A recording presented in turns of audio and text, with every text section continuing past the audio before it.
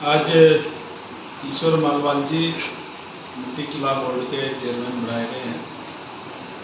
मैं धन्यवाद करूंगा माननीय मुख्यमंत्री महोदय का कि जिन्होंने बहुत ही अच्छे समाज से जुड़े हुए, धरती से जुड़े हुए, शिक्षित और एक योग्य व्यक्ति को इस पद पर बैठाने का काम किया है। निश्चित रूप से इससे जो मिट्टी से जुड़े हुए, मिट्टी कला से जो जुड़े हुए लोग हैं, उनके कल्याण के लिए, उनके आगे बढ़ाने के लिए इसमें मदद मिलेगी। और जो विशेषकर गांवों के अंदर जो मिट्टी को लेकर के अनेक तरीके की समस्याएं लोगों की है, निश्चित रूप से मैं उम्मीद करूंगा कि ईश्वर मालवाल जी के माध्यम से और सरकार भी इस पे संज्ञान लेकर के उनकी समस्याओं को जहाँ दूर करवाने का काम करेगी। वही, क्योंकि आज का जमाना आधुनिकीकरण, अभी मशीनी युग आ गया है, तो उनके लिए जो भी सरकार की तरफ से हो सकता है, चाहे वो मशीनों के लिए लोन दिलवाने की बात हो, चाहे उनके कल्याण के लिए और ऐसी नीतियां बनाने की बात हो, मिट्टी कला बोर्ड के माध्यम से निश्चित रूप से जो मिट्टी का काम करने वाले लोगों को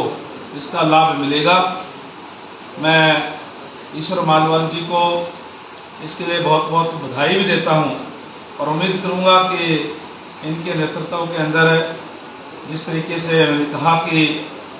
जो मिट्टी का काम करने वाले लोगों की बहुत सी समस्याएं हैं, उसको भी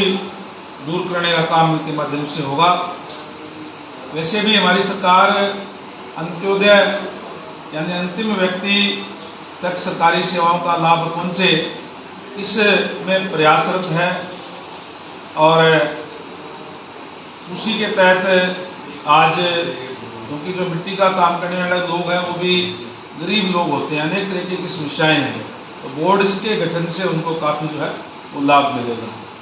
रंगवा जी, कहीं ना कहीं देखा जाता है गांव में कुम्हार देखने को तो मिलते हैं, लेकिन वो कहीं ना कहीं अब जो मशीनी युग के साथ साथ कुम्हार जो काम करते थे वो भी लुप्त होता जा रहा है। उनको काफ़ी समस्याएं भी आती है, जिस तरीके से वो मिट्टी पहले लेके आते थे, उनको अब वो काफ़ी दिक्कतों का सामना करना पड़ता है। सरकार के द्वारा उनको ऐसी क्या योजनाएं हैं जो उन तक पहुँचाई जाएगी, उन तक काम किए जाएंगे, उसके बारे में भी बताइए। बिल्कुल, आपने ठीक कहा कि आज क्योंकि ये काम जो है वो जब आदमी हाथ से काम करता है, आज मशीनी युग है और वो लोग इतने संपन्न नहीं हैं कि वो अपने आज के समय में जो उनके लिए जो मशीनें हैं, मोटरें हैं, जो इतना वो उस पर खर्च करके वो ला सके, और इसीलिए उनके लिए घाटे का सौदा बढ़ता जा रहा है। और आपने ठीक कहा कि वो चीज़ें लुप्त होती जा रही है, जबकि अगर हम रिसर्च करते हैं या जब देखते हैं तो सारी की सारी वो चीज़ें आज वैज्ञानिक दृष्टि से भी अच्छी है। चाहे घड़े के पानी की बात हो, चाहे मिट्टी के बर्तन के अंदर खाना बनाने की बात हो, चाहे हमारे जो रात थी वो भी, उसके अंदर भी आटा भी हम जो है मिट्टी के बर्तन के अंदर हमारी जो माताएं बहनें बनाने का काम करती थी, और उसको बढ़ावा देने के लिए जो सरकार की तरफ से जो योजनाएं हैं, बैठ करके बोर्ड का गठन हुआ है और इसमें यहाँ बैठ करके ये लोग योजनाएं बनाने का काम करेंगे और न केवल योजनाएं बनाएंगे बल्कि धरातल पर उतार करके उन लोगों को ये सुविधाएं देने का काम करेंगे। और इसके लिए वैसे तो अनेक तरीके की योजनाएं पहले ही है। हमारे जो प्रधानमंत्री जो सेंट्रल गवर्नमेंट की है, प्रधानमंत्री रोजगार योजना थी पहले, तो आजकल PMEGP शायद कुछ बता रहे थे, तो वो उसके तहत भी अनेक तरीके का लोन जो है वो इस टाइप के काम करने वाले लोगों को दिया जाता है, जहां ये उनको लोन दिलाने में सुविधा करेंगे, वहीं उनको अवेयर करने का भी काम करेंगे, उसका प्रचार करने का भी काम करेंगे, ताकि लोगों को इन चीज़ों का पता लग सके कि क्या क्या सुविधाएं आपको मिल सकती है। इसके अलावा एक बड़ी समस्या जो है वो, हम भी जब भी कोई गाँव के अंदर जाते हैं तो इन लोगों की ये रहती है कि जो मिट्टी से काम करने वाले लोग हैं उनकी, क्योंकि वो जमीनें जो पंचायत के नाम होती है और उसमें भी कहीं न कहीं डिस्प्यूट रहता है। मेरी 2-3 बार इसी सत्र की मीटिंग मैं पहले भी कर चुका हूँ और इसके बारे में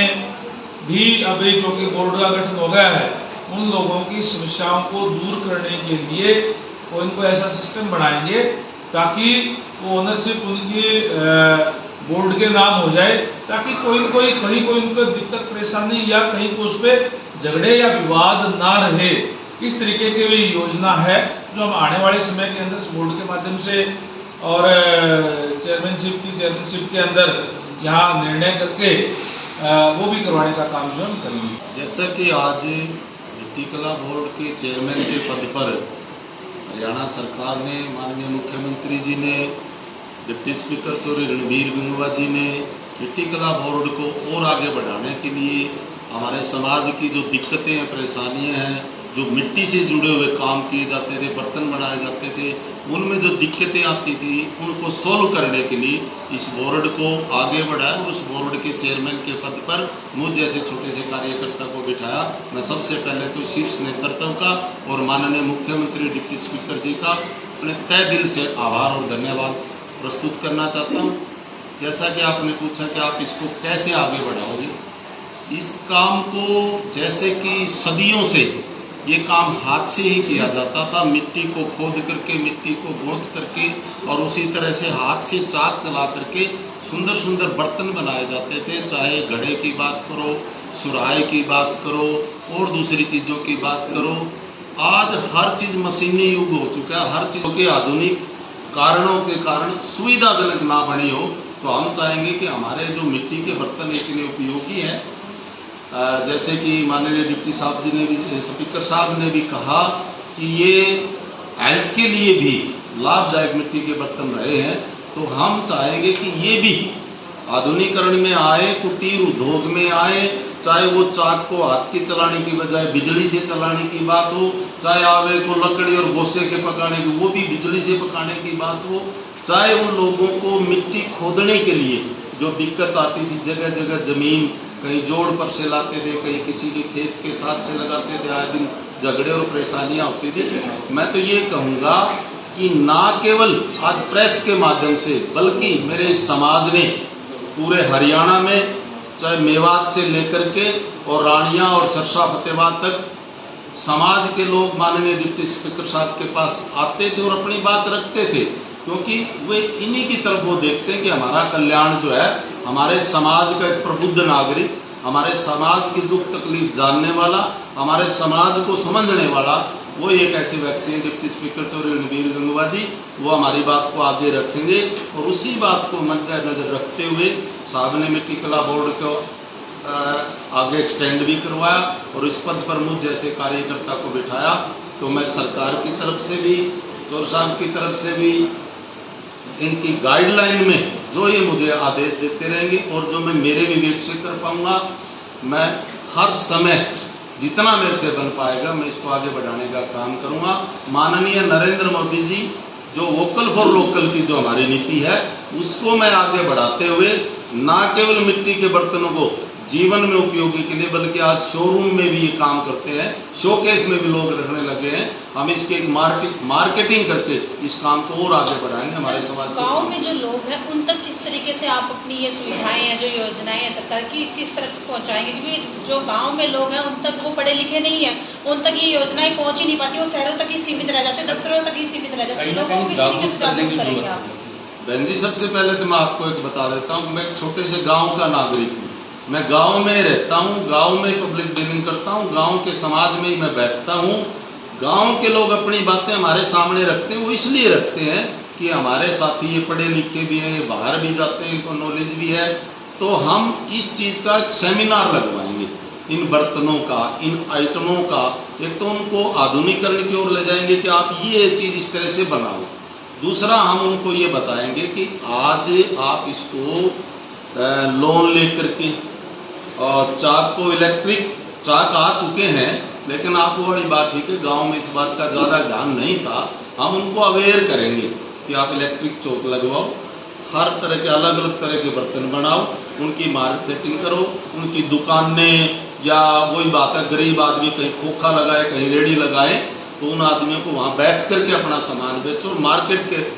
रेट से बेचो। हमारे भाजपा सरकार, माननीय प्रधानमंत्री जी या अंत्योदय की जो स्कीम है वो हमें और ज़्यादा उसमें प्रोत्साहित और उत्साहित भी करते हैं कि आप अपने काम को समझो, आप अपनी मेहनत की वैल्यू रखो, ऊपर से हमें उनको सपोर्ट भी देंगे। तो हम इस तरह से गांव में इस बात को आगे बढ़ाएंगे।